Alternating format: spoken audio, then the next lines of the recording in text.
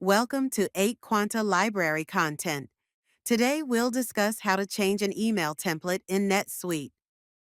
First, to create or edit an email template, navigate to Setup Company System Email Templates. Here, you can customize standard email templates, edit existing ones, or create a new email template from scratch. Add a name for your email template to easily identify it later. Add a description to provide more details about the purpose or use of the email template.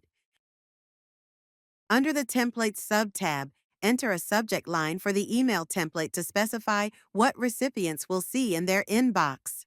If you have previously created an HTML file or email template file, you can select it using the File field to apply it to your email template. If not, use the Field Type and Insert Fields options to dynamically include specific details, such as customer name, transaction number, or dates, into the body of the email. You can also restrict access to the template by assigning it to a specific group. Select the appropriate email template category that best fits the purpose of your template. In this example, I've already created a custom email template beforehand, and we'll use that for this demonstration.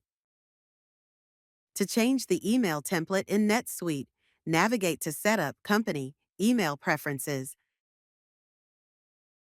Go to the Templates tab, locate the email template you want to change, and select the custom email template from the drop-down list.